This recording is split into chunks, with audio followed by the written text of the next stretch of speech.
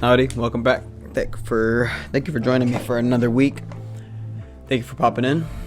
Just to let you know, you are enough. No, I'm kidding. Now you are enough. I'm not really kidding. Anyhow, let's see here. There's quite a lot on my mind throughout the week, but I guess this week, one thing I wanted to talk about was one of the things that I learned. So it's not necessarily going to be a channel about what I'm just like feeling and this and that, but it's going to be different lessons and different things that I've learned and different things that I feel like might be helpful. Today I want to talk about the anterior mid-cingulate cortex. And I don't want to talk necessarily about it because I don't know everything about it, but I want to go on to a couple of things that stuck out to me about this part of your brain, which obviously, if you didn't know what I was talking about, it's a region of your brain that has a lot to do with willpower. And I learned about this recently in the podcast with Andrew Huberman and David Goggins. And it's basically the David Goggins part of your brain.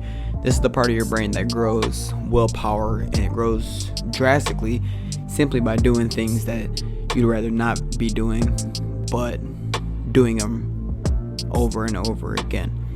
And this is on a day-to-day basis. This isn't just a one-time thing. This isn't something that you just do and it's just, all of a sudden you have willpower. This is something that progressively builds up. But there's also another part of your brain that builds up. I probably should have done my research before this video, but it's the polar opposite of the anterior mid-cingulate cortex. Now, this part of the brain also builds with the opposite of willpower. So just, basically procrastination, laziness, and just everything as far as comfortability goes. Now, I want to talk about this because this is a big thing that goes unnoticed by people in our day and age because, typically we run into obstacles and we run into situations where we'd rather not do those things that we probably should or things that we know would help us grow, and we run away from them. But every time that we do, we grow this certain part of your brain that progressively makes you lazier and lazier and makes you not want more for yourself. And now I believe that you should aim to grow this part of your brain, which is the anterior mid-cingulate cortex. Again, I just try to get it to boil into your brain so that you know what it is, because this part of your brain helps you just grow willpower. It helps you try out new things, not just that day, but progressively allows you to challenge yourself each and every day. Every time you don't want to read, you get up and you read anyways. Every time you don't want to do those push-ups, every time you don't want to go to the gym, every time you don't want to do things that you simply just don't feel like doing, you do it anyways, because either one, it's got a benefit for you. Two, it's gonna help you grow. Or three, it's something that you need to do in order to get to that next level that you're looking to get. Now, I say that because you can look at that in any way possible. The examples I was talking about was reading, push-ups, running, studying, everything of that sort. And you can use that in any aspect as well, as far as, relationships. You can use that in, your day-to-day life, how you treat your animals, how you treat your family members. If you're just constantly avoiding those people, those things that are making you rather lazy and rather not be responsible, then that just goes to show how weak you really are and how little willpower you have.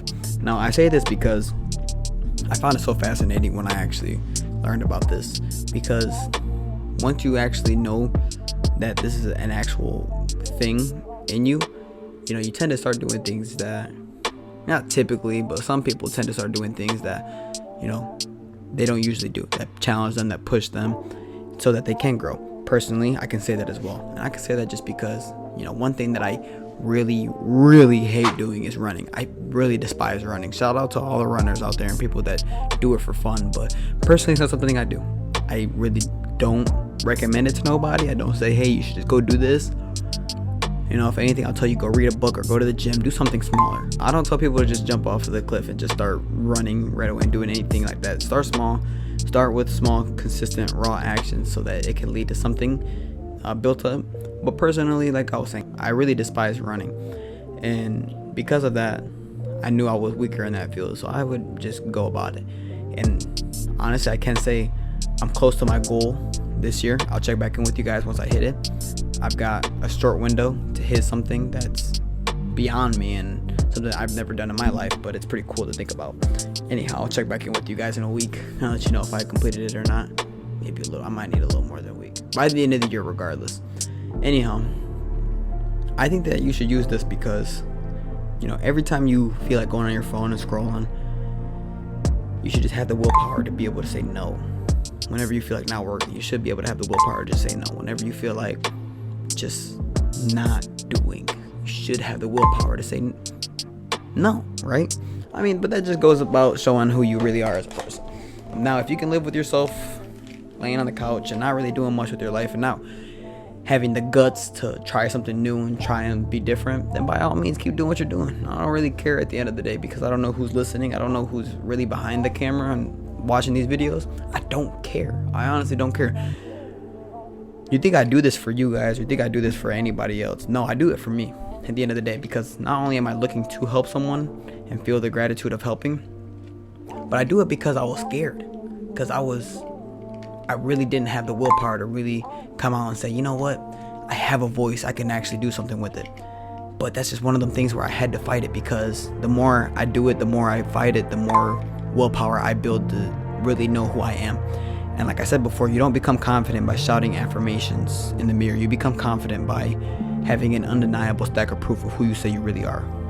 Alex Hormozy said it, but I truly believe that, and that's got a lot to do with willpower. Do you have enough willpower to be able to say, hey, I'm this person, this is what I do, I have this to show for it, as in my physique and who I am and my knowledge? Because every time I didn't want to do something that would help grow me in that field, I did it anyways, because I love myself enough to be able to do those things. That ties along with discipline, with consistency, with basically everything. Now, I'm just trying to tell you to just be a better version of yourself today than you were yesterday. It's that simple. I'm not telling you to take massive action, because it's so hard to take massive action at once. And not only to take massive action, but to take it and to be consistent with it, because it's so easy to fall off the wagon, because it's so hard at first and your mind is not where it needs to be at in order to be consistent. So you fall off the wagon. Now, by doing those small things that you don't want to do, but doing them progressively and progressively building up to it and building more of it, you will, and I'm telling you, you will build that part of your brain that's going to make you do it more, and you're going to progressively do it more. The easiest example that I can give that I personally implemented into my life is reading. And I want to talk about this because this is the book that, this is the, I want to say like the 6th book that I've read so far this year, or fifth book maybe 6th that I've read. I've listened to multiple books, but the easiest example that I can give you is reading. Now, I've never been the best reader. I've never been someone that's just out to read, because I didn't really look too much into it. I didn't think it had too many pros for me. I just thought it was a waste of time, personally. It was just the arrogance, the pride, and everything else of that, because I didn't really care too much about myself in order to grow. But once I started caring more about myself, I started looking at every field in which I was weak in. Reading was one of them for sure, because reading definitely, leaders are readers, so reading is definitely big. And I didn't start off just reading 100 pages a day or a week even. I started off really small. I started off with like 2 pages a day.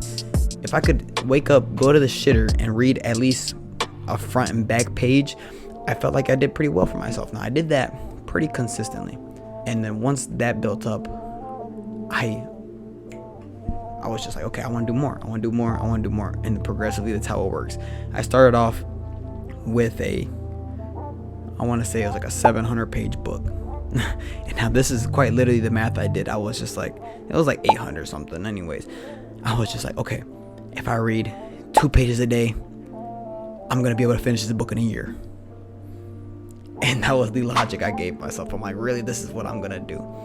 Screw that though. Progressively I got better, and I built up to 5 pages a day, and then 10 pages a day. And now currently where I'm at, where I find is a happy median for myself, is I'm currently reading 20 pages every day, regardless of which book it is. Now, I've read shorter books, I've read longer books, but I found a rhythm for myself in order to hold myself accountable, because I built up that willpower in order to do so. Now, this book, I'm gonna go ahead and get more into it at the end, because I'm gonna start off my own little book club. Now, that's just a finite example of, you know, building that willpower to do things you don't want to do in order to get where you want to get. Whether that's entrepreneurship and being successful, whether that's being a teacher, whether that's being a surgeon, doctor, whether that's, you know, being just on a regular trade, a regular blue collar job. Regardless, you're needed everywhere. You're important everywhere. So I tell you to look at it and just be better for yourself. Build that willpower so that you can be a stronger version of yourself each and every day, because it's never been so easy to be successful, but it's also never been so easy to be nothing in this day and age. But the choice is completely yours. The choice is always completely yours.